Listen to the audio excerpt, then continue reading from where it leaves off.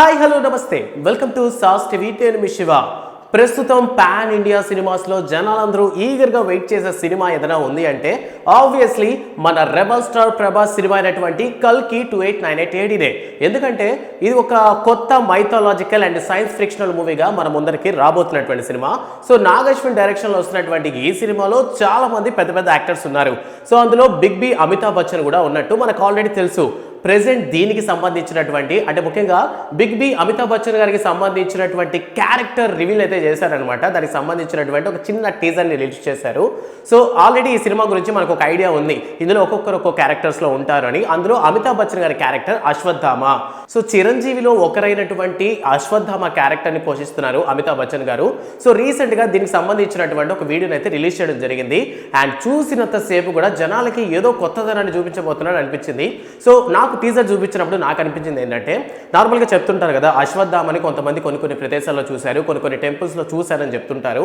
Like అదే కథను తీసుకొచ్చినట్టు నాగ్ అశ్విన్ ఈ కల్కి సినిమాలో. సో ఇలానే అక్కడ ఉన్నటువంటి ఒక శివన్ టెంపుల్ ఏదైతే ఉందో, సో ఆ శివన్ టెంపుల్లోకి వెళ్ళినప్పుడు అన్ఎక్స్పెక్టెడ్గా ఎవరైనా పిల్లోడు అక్కడ తప్పిపోయి ఆ లోపలికి వచ్చి ఉండొచ్చు. సో అక్కడ ఇరుక్కుపోయినటువంటి పిల్లాడికి సడన్గా ఎవరో ఒక పెద్ద మనిషి వచ్చి శివుడికి పూజిస్తున్నట్టు, సో అక్కడ ఉన్నటువంటి పెద్ద మనిషిని క్వశ్చన్ చేస్తున్నటువంటి ఒక పిల్లాడు అనమాట. సో అసలు మీరెవరు, ఎందుకు ఇక్కడ ఉన్నారు, అసలు ఎవరు మీరు, సో మీరే ఏమైనా దేవుడా, ఈ విధంగా డిఫరెంట్ లాంగ్వేజెస్లో పాన్ ఇండియా మూవీ కదా. సో అందులో టీజర్ని కూడా ఇంట్రెస్టింగ్గా చూపించడానికి డిఫరెంట్ లాంగ్వేజెస్లో ఆ పిల్లాడు అడగడం జరుగుతుంది అనమాట. సో ఈ విషయాన్ని మనకి చాలా క్లియర్గా చూపించారు. దాంట్లో అశ్వత్థామ యొక్క గొంతు, అదే మన బిగ్ బి అమితాబ్ బచ్చన్ గారి గొంతు వినగానే ఒక గూస్ బంప్స్ అయితే తీసుకొచ్చేసింది. సో అందులో చాలా క్లియర్గా మెన్షన్ చేస్తాడు అనమాట. సో ద్రోణాచార్యుడు కొడుకు అయినటువంటి అశ్వత్థాముడిని నేను అనేసి. సో ఆ గొంతు వింటున్నప్పుడే మనకు అలా గూస్ బంప్స్ వస్తాయి.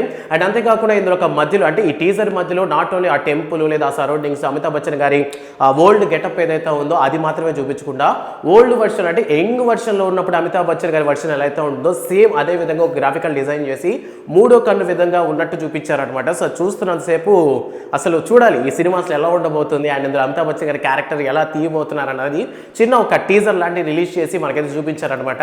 సో ప్రభాస్ నటిస్తున్నటువంటి ఈ సినిమా దీపికా పదుకొనే అయితే హీరోయిన్ గా నటిస్తున్నారు. అండ్ ఈ సినిమాలో ఉలగ నాయకన్ కమల్ హాసన్ అండ్ అలానే తెలుగు హీరోస్ చాలా మంది దుల్కర్ సల్మాన్, విజయ్ దేవరకొండ అండ్ అలానే ఎస్ఎస్ రాజమౌళి కూడా ఈ సినిమాలో ఒక క్యారెక్టర్ ని పోషిస్తున్నారు అనేటటువంటి రూమర్స్ అయితే ఉన్నాయి. సో దిశ పటాని కూడా ఈ సినిమాలో అయితే ఒక మేజర్ రోల్ అయితే ప్లే చేస్తున్నారంట.